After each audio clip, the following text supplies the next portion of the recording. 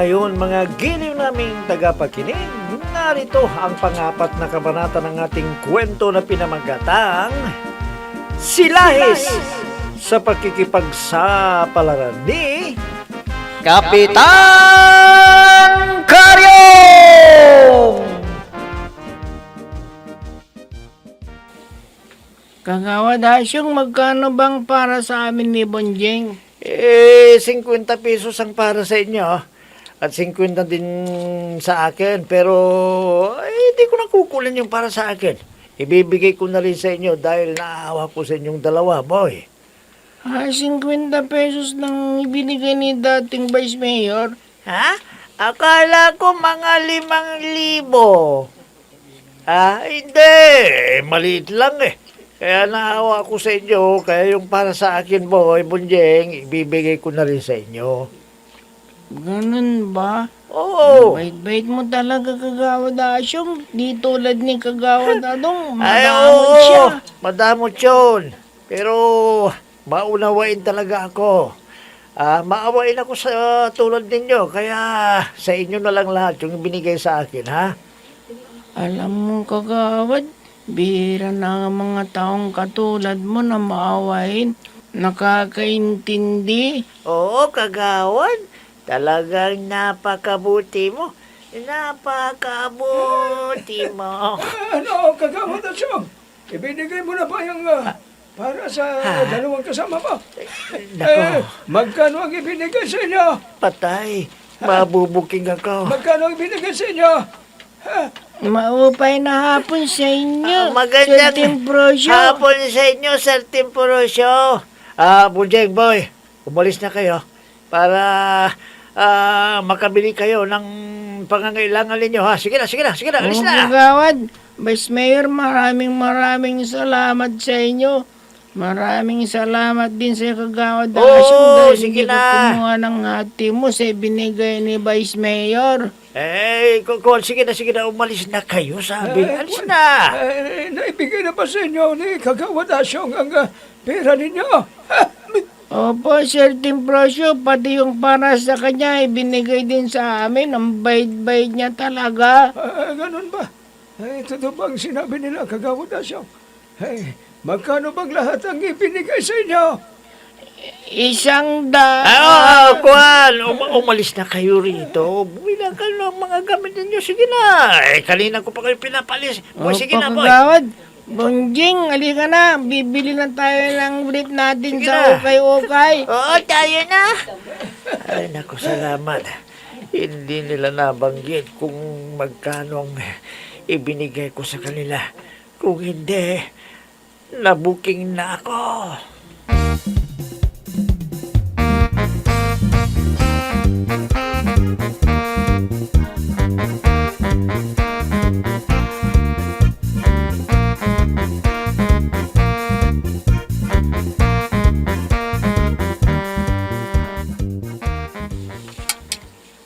Ay, hayan, nakahain ng pagkain. Kain na po kayo. Madam Judy, kain na tayo.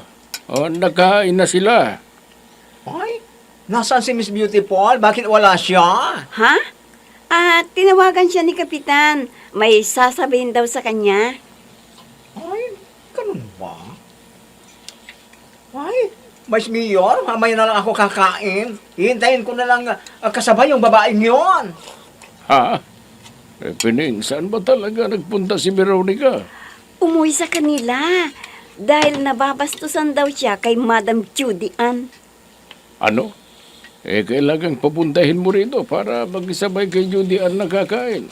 Sige na, Pining. Sige. Susubukan ko siyang tawagan sa cellphone niya at papuntahin ko siya rito. Sige na, Pining. Tawagan mo na siya kaagad. Bilisan mo.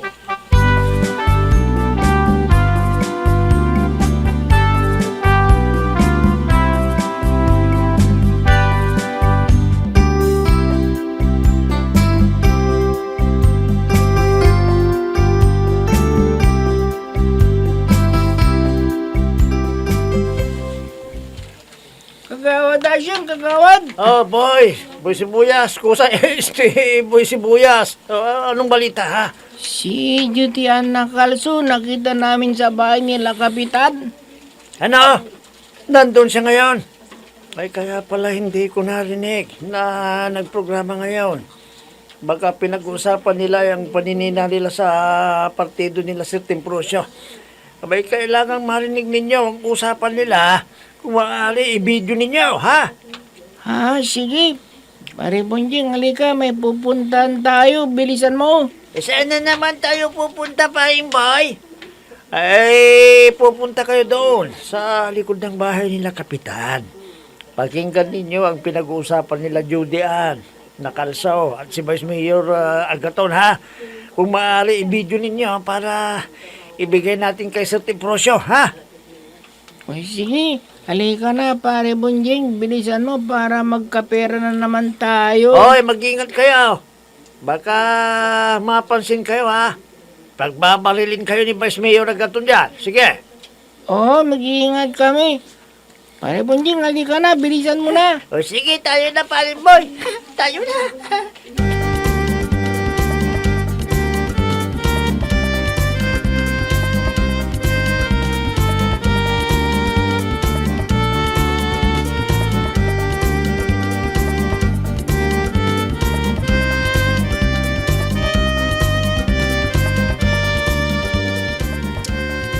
Nakakainis talaga. Nakakainis talaga. Kap, Buwisit. bakit mo pinatay yung radyo? Programa na yun ni Madam Judy Ann Calso. Nakakainis talaga eh. Ha? Ayaw mo bang pakinggan ang pambabatikos niya sa partido nila Vice Mayor Timprosyo? Ilang bisis kong narinig na binabanatan niya. Pero ilang bisis ko rin narinig na binabati niya si Veronica. Ha? Para pagbati lang naiinis ka na, Kap? Iwan. Teka, nasaan ba si Veronica? Kanina pa nagpaalam sa akin na uuwi raw siya sa bahay nila. Ano? Siguro pinapakinggan niya ang programa ni Judy Ann, ano? Nakakahalata na ako ah. Ay, ikaw Pineng, may alam ka ba? Ha? Anong ibig sabihin, Kap? Hindi kita maintindihan. Huwag ka nang magmaang-maangan pa, Pineng! Ha? Alam ko na, alam mo ang ibig kong sabihin. Umamin ka! Pasensya na po kayo, Kap. Wala akong alam sa sinasabi mo. Ano ba yun? Di ba? Type ng si Lies na Judy Ann Nakalso, si Veronica. Kapitan! Di ba totoong sinabi ko? Umamin ka, Pineng. Umamin ka na. Kap, wala akong aaminin sa'yo. Dahil wala talaga kong alam dyan sa sinasabi mo. Huwag ka nang magsinungaling, Pineng. Matalik mong kaibigan si Veronica. Alam mo, ang sikreto ng, alam ninyo ang dalawa, ang sikreto ng isa't isa, hindi ba? Umamin ka na. Kaya, Pineng, pakiusap naman.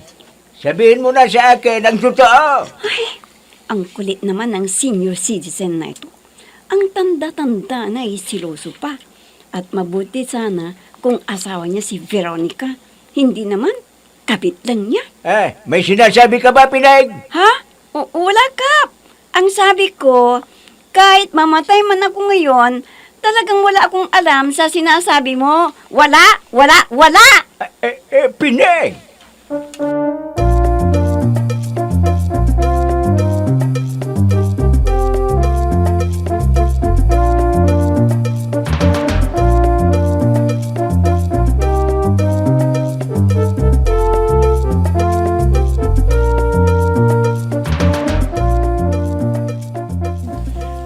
Vice Mayor, bakit walang kuwan?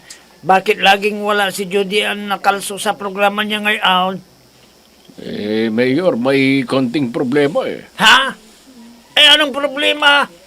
Kulang ba yung talent fee na binibigay natin sa kanya? Ganun ba? Hindi, Mayor. Walang problema sa talent fee. Uy, ganun naman pala eh. Anong problema niya? Natay pa niya kasi yung sekretarya namin sa barangay. Patay na patay siya. Si Lahis talaga. Si Daisy. Ganoon ba? Alay, sige.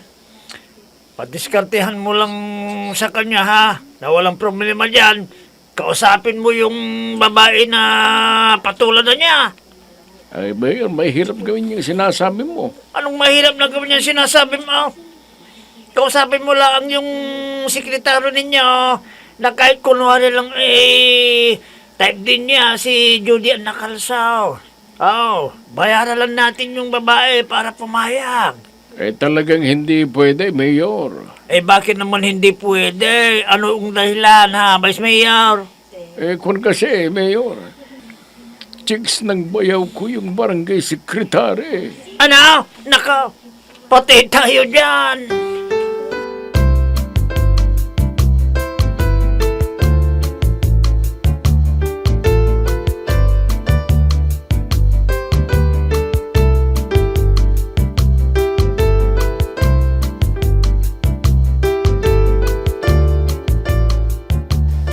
Ay, Bibang. Ate Punyag, ikaw pala, saan ka ba galing? Bakit ang tagal kitang hindi nakita? Nagbakasyon ako, Bibang. Ayaw ko pa sanang uuwi dito dahil naiinis ako kay Kuya Agatown. Pero minalas din ako doon sa pinuntahan ko. Ha? Bakit? Ano bang nangyari sa pinuntahan mo? Ay, yung una, maganda pa ang trato sa akin na miss daw nila ako. Dahil dating magkakasama kami noong bata pa kami. Pero noong may magkasakit sa kanila, sinabi nilang malas daw ako. Tapos minsan, pinagalitan ako. Hindi naman ako sumagot dahil pinagbintangan nila ako ang umubos ang bigas nila. At ibininta ko raw na pambili ng alak. Pero ang totoo, yung isang anak nila ang nagnanakaw. Ibinibigay sa kabit niya. Tapos sabi sa akin, magbibigay na raw ng upa ng bahay. Alam naman nila akong walang pera. Tapos, kinagabihan, sumakit ang tiyan ng pinsan kong nagalit sa akin. Sabi nila, mangkukulam daw ako. Kaya pinalayas nila ako. Ano? Hindi kaya totoong mangkukulam ka, Ate Punyag? Ha? Ay, Bibang naman. Huwag ka namang ganyan. Binibiro lang kita. Kung ganun, uuwi ka na sa inyo. Ayaw ko pang uuwi doon, Bibang. Ha? Hindi ka uuwi. Saan ka pupunta niyan? Kaya nga ako nagpunta rito para makiusap sa inyo ni Darwina na sana dito muna ako makikitira. Ano? Dito ka titira, Ate Punyag? Ay, oo, Bibang. Wala na akong alam na pupuntahan na kaibigan ko, kundi ikaw lang. Sige. Dahil magkaibigan naman tayo, payag akong makitira ka pansamantala dito. Pero, sandali lang ha. Dahil plano namin ni Darwina na ipaupahan ang ibang kwarto ng bahay ko. Bibang!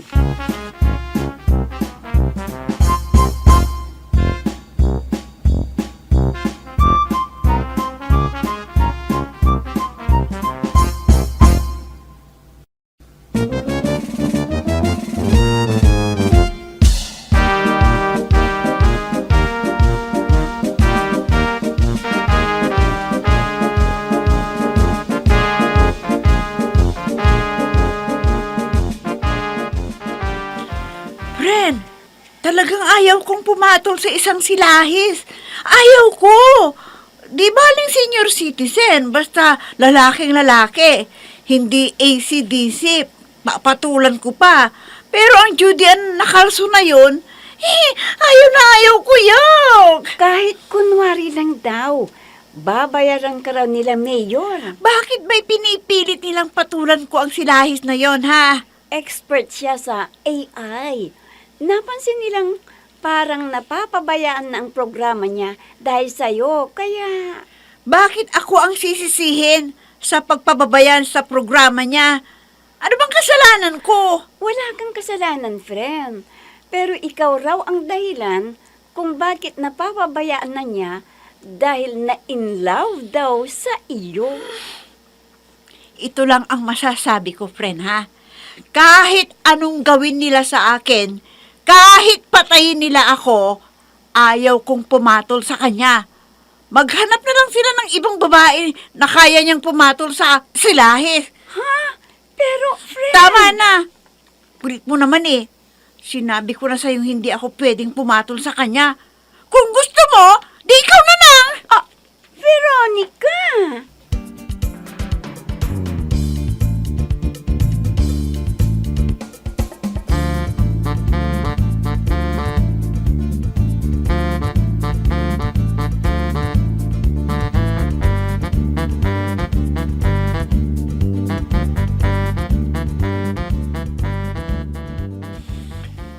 Alay, ano, Vice?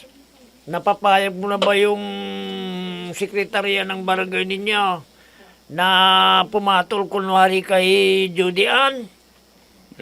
Ikinalulungkot ko, Mayor. Talagang ayaw niya eh. Alay, paano kaya ita? Bay, napapabayaan na niya ang programa niya. Baka mamaya biglang may programa sa ibang istasyon na binabanatan na tayo.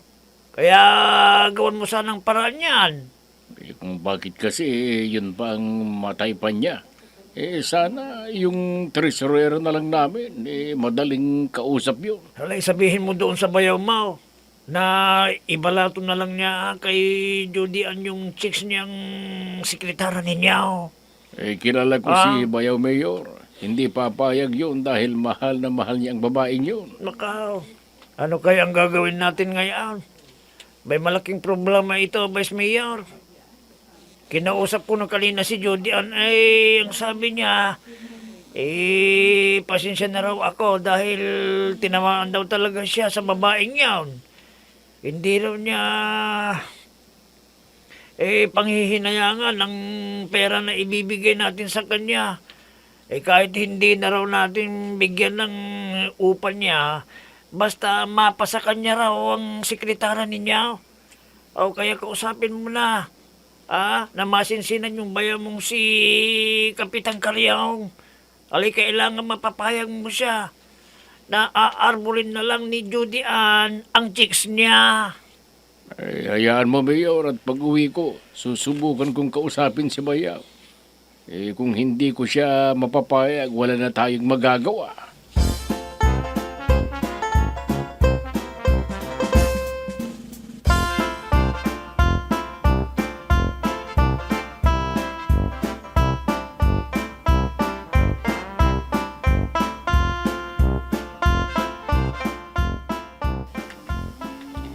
Ay, gabi na. Di na ako manonood ng TV. Baka marinig ko na naman na babatiin ako ni Judy Ann nakalso sa programa niya. Nakakainis. Marami na tuloy ang nakakaalam na type ako ng silahis na yun. May nababasa tuloy ako sa social media na pangit ang dating. Yung iba, binabash ako. May kumakatok. Sino kaya to?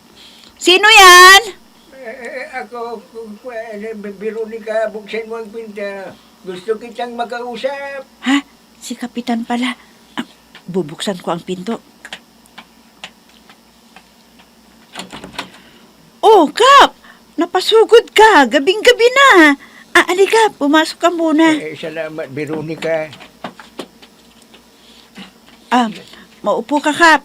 Sandali ha. Ipagtitimpla kita ng kape. Huwag na, Veronica. May mahalaga lang tayong pag-uusapan. Alam ko na kung ano yung pag-uusapan natin, Kap. Tungkol ito kay Judy Ann nakalso, ano? Oo, Veronica. Alam mo, mula nang mabalitaan kong type ka niya, hindi na ako makatulog hindi rin ako makakain ng maayos. Lagi kang nasa isipan ka, Veronica. Baka pumayag ka nga makipaglimpin sa kanya. Ano? Ano bang tingin mo sa akin, Kap? Pumapatol ako sa AC/DC? Never, Kap. Kahit uugod-ugod na, basta tunay na lalaki, papatulan ko. Pero sa silahes, never. Kung gano'n, Hindi totoong pumatol ka kay Judy Ann na kalso na yan. Bakit? May nagsabi ba sa'yo na pinatulan ko siya? Kwan, wala naman. Oo, wala naman pala eh. Eh, Ano ang kinababahala mo? Huwag kang mag-alala, Kap. Hinding-hindi kita ipagpapalit kahit sinong Poncio Pilato. Dahil iba ka kong magmahal. Para patunayan ko yan, halika doon sa kwarto. Aalisin ko ang lahat ng problema mo. Veronica!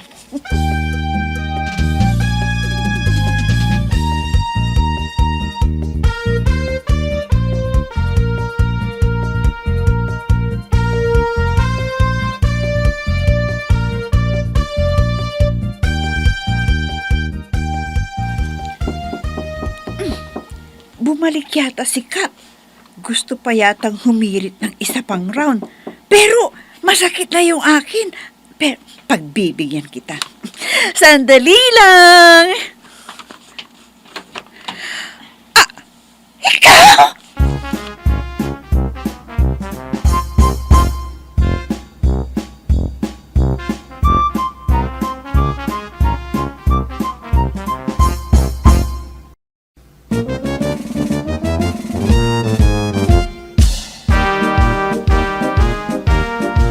Sino kaya ang dumating? Mga gili naming tagapakinig, abangan ang susunod na kabanata ng ating kwento na pinamagatang Silahis sa pakikipagsapalaran ni Kapitan Karyong! Mga nagbibigay buhay sa ating dula ay sina Mayra Abrihal Narnola, Susan Malikdam, Robert De Guzman, Amit Diaz, Oscar Ora, Jun Cabato, Technical Supervision at sa musika ni Oscar Ora, nilapatan ng tunog ni Robert De Guzman, mula sa panulat at direksyon ni Oscar Ora. Kapitan Karyong! Inihahandog sa inyo ng F3 Recording Studio para sa pambansang radyo ng Pilipinas, Bombo Radio Philippines!